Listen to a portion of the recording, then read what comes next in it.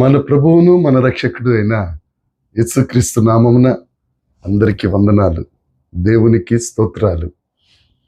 ఆశ్చర్యకరుడైన దేవుడు, అద్భుతకరుడైన దేవుడు, ఆలోచనకర్త అయిన ఆ దేవుడు మనలందరినీ ప్రేమించి మనకు అనుగ్రహించిన ఈ నూతన దినమును బట్టి సమస్త మహిమ ఘనత ప్రభావములు యేసయ్య ఒక్కరికే చెల్లునుగాక. ఆమేన్. ఆ దేవాది దేవుడు ఈ నూతన దినములో మనకు అనుగ్రహించిన దేవుని యొక్క వాగ్దానము, కృపావార్త.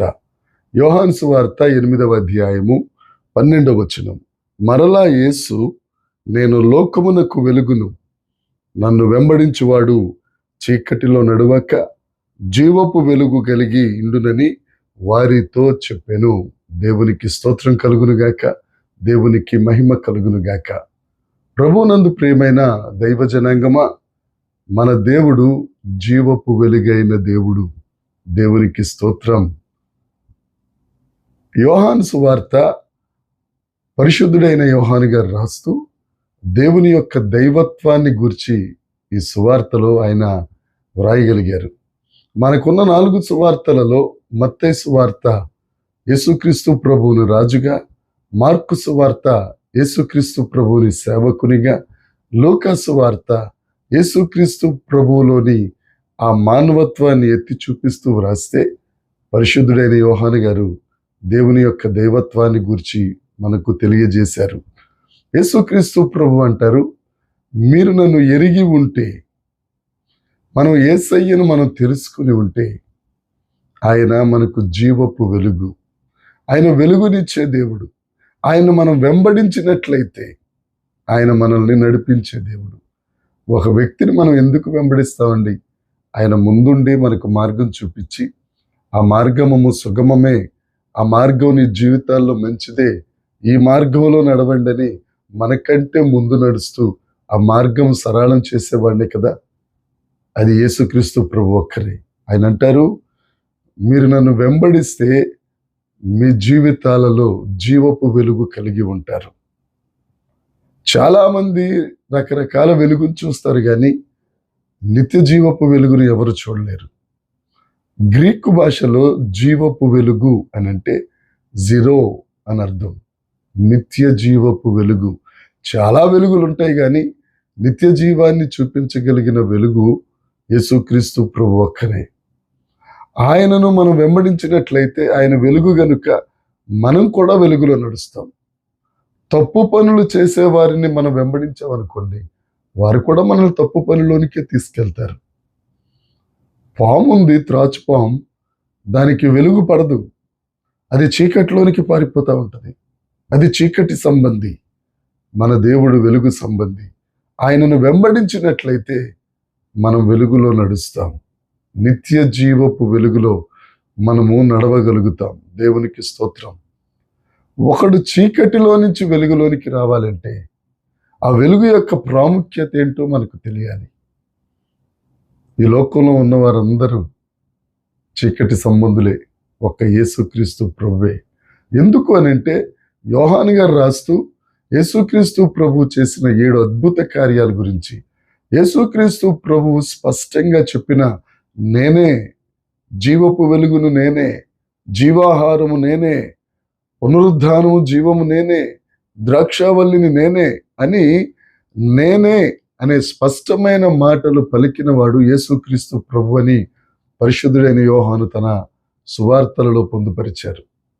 ఆ నేనే నిత్య జీవపు వెలుగును అని చాటిన యేసుక్రీస్తు ప్రభువుని మనం అంగీకరించి ఆయన మార్గంలో నడిచినట్లయితే మన బ్రతుకులకు రక్షణ. ఈ రక్షణ ఎంతవరకు మనల్ని నడిపిస్తుంది అని అంటే, పరలోకి వెళ్ళేంతవరకు, స్వర్గాన్ని చేరేంతవరకు, మోక్షాన్ని అందుకునే వరకు. చాలామంది ఏమంటారంటే, నేను పాపం చేస్తే యేసుక్రీస్తు ప్రభు మా పాపాలని క్షమించేస్తాడు, మరలా పాపం చేస్తే మరలా క్షమిస్తాడు. అది కాదండి దేవుడు చెప్పేది.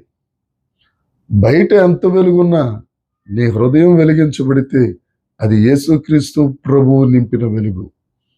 దేవుడు, నువ్వు పాపిగా ఉన్న తరువాత దేవుడు నిన్ను క్షమించిన నువ్వు పరలోకానికి వెళ్ళినా అక్కడ నువ్వు ఉండలేవు. ఎందుకంటే అది నిత్య జీవపు వెలుగుతో నింపబడిన స్థలం. నువ్వు ఇంకా చీకటి సంబంధివే గనుక నీ హృదయం వెలిగించబడకపోతే పరలోకంలో ఒక్క క్షణం ఉండలేవు. అక్కడి నుంచి దూకేస్తావో పారిపోయి వస్తావు, ఇక తర్వాత నీ ఇష్టం. నువ్వు పరలోకంలో ఉండాలి అని అంటే, ఆ నిత్య జీవములో, ఆ పరలోకపు ఆనందములో, ఆ స్వర్గ సుఖంలో నువ్వు ఉండాలి అని అంటే యేసుక్రీస్తు ప్రభువు చేత నీ హృదయము వెలిగించబడాలి. నీవు నిజమైన రక్షణలోనికి రావాలి. నీ బ్రతుకులో నిజమైన రక్షణ ఆనందం ఉండాలి. అది ఇచ్చేది యేసుక్రీస్తు ప్రభు ఒక్కరే. అది ఇవ్వటం కొరకే ఆయన మహిమను విడచి నశించిన దానిని వెదకి రక్షించుటకై ఈ లోకానికి వచ్చిన ఏకైక వెలుగు యేసుక్రీస్తు ప్రభు. ఆ వెలుగును నమ్ముకో, స్వర్గప్రాప్తి పొందుకో. ఒకవేళ నీకు ఈ మాటలు ఇబ్బందిగా ఉన్నా నిన్ను స్వర్గానికి తీసుకెళ్లే మార్గం, పరలోకానికి తీసుకెళ్లే మార్గం మాత్రం యేసుక్రీస్తు ప్రభు ఒక్కరే. తప్పక ఆ దేవుడు నిన్ను దర్శిస్తాడు.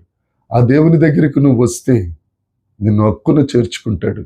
నిన్ను తన భుజముల మీద ఎక్కించుకుని ఊరేగిస్తాడు. విజయోత్సాహముతో ఊరేగిస్తాడు. ఆ గొప్ప దేవుని దగ్గరికి వద్దాం. మన బ్రతుకులను మార్చుకుందాం. ఈ లోకంలో మహా ఉంటే 70 సంవత్సరాలు, అధిక బలం ఉన్న ఎడల 80.